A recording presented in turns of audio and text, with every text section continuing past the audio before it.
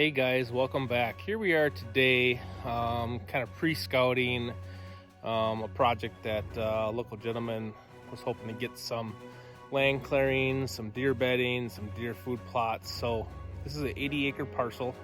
We're just doing a quick walkthrough and kind of see if I can see where the best places to put cover and bedding and food plots, etc. So not spending a whole lot of time. It's just a preliminary review here, but yeah, I guess let's follow along and see what we end up with. So from what I've been told, this has been clear cut or select cut, I guess that would be, a couple years ago, 2021. It's now 2023. Nice logging road, etc. So we're just taking a look, seeing what we can see. There's plenty of deer trails as you can see as we go along through here. So I don't know, I'll keep going here. So as I walk through these areas, I'm looking for a couple things. I'm looking for low-lying areas to potentially hold water. Then I'm also looking for flat, open areas that we could do food plots. They're growing mosquitoes here pretty big. And then I'm looking for thicker trees that can be basically cut, and we can lay them down for cover. So we're getting a little bit thicker here, but so are the skeeters.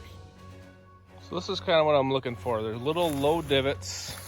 Water probably sits in these for the most part. It's kind of been a dry summer this year so far. But yeah, there's these holes kind of everywhere you kind of look here. So if we were going to do a water hole, this would be the prime candidate. All right, so just kind of looking. I'm in a little bit of a clearing here.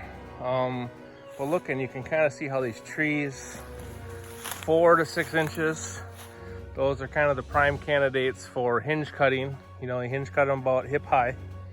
They'll still produce buds and food, but they're creating cover. So if we did cover here, which we're about, I don't know, a quarter of the way in on the first 40, if we created cover, then we have areas out there that I just walked through that could be our food plot. And then just back there was where that water source was.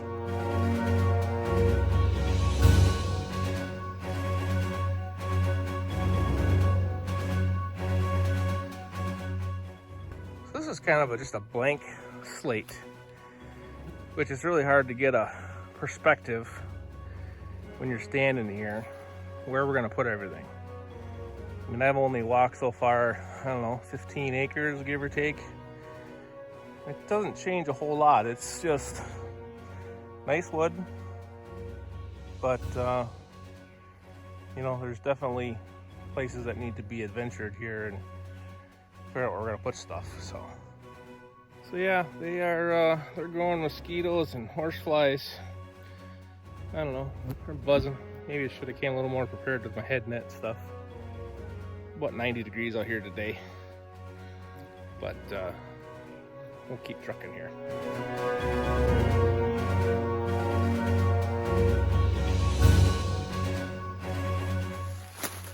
There's no really good path. I mean, you can kind of see where the logging trails were, but for the most part, it's just bahaing through the woods. Yep, quite the adventure.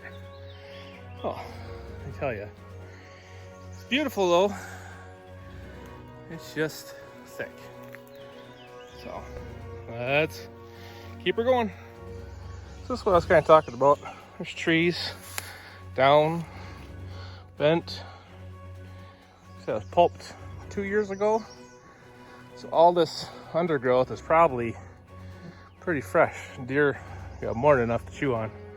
But I'm not sure they can move around in here.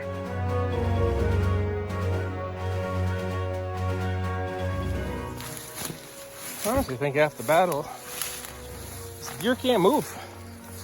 I'm only about 20 yards from the road.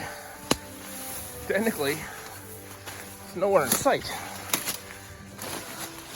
We'll get there. Oh, there it is. So yeah, I just think it's too thick. So that's where I went in. Not quite. I came out, I don't know, 3/4 of the way down the 80 or 40. Must be a quarter wide, half long, times 2. But yeah, that is kind of the idea. Nice area, gravel road, very little traffic.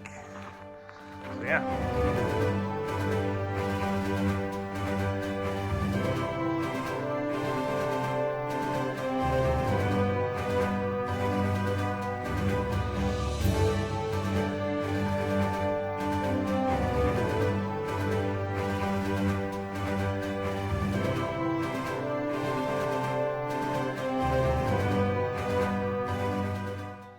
All right, guys, so that was a quick adventure here on this 90-degree day, growing mosquitoes, horseflies, deer flies, the size of dimes.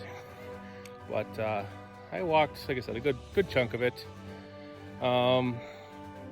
Basically spending time. You know, get out in your woods, figure out where stuff needs to go, figure out where the low areas are, where you're gonna hold water. Where can you get bedding near the water, near your food? You know, most of the time if you got low area holding water, you can't do food plots because they're too wet, or they won't grow because they'll drown out. So that's kind of the complexity of just walking your property and knowing what you got, where you got it. You know, if you go out and you do the thing, you know, where are your deer? And you say, well, they're over there, and your over there is swinging your arm. It's not good enough. You should be able to pinpoint where your deer bed majority of the time, not just, you know, day here, day there. You should be able to point and be pretty specific. If you can't, you gotta do something different, because you're not gonna have deer when you want deer. You gotta keep them and try to keep them as long year round as possible. So that's what we're out here today doing a little bit of scouting. I'll get back with the homeowner, give him some of my thoughts. Probably have to come out again when it's not so hot. And maybe with the head nets, because yeah, the flies are just horrible here. I don't know if you can see them. Can't see them above my head, but they're there for sure. So until next time, don't forget to like, subscribe, and have comments, ask questions. That's what we're here for. So I love what I do. Watching deer grow and watching people be happy and being productive and making the woods a better place. So future of our woods is in our children. Get your kids out there and hunt. So until next time, thanks again.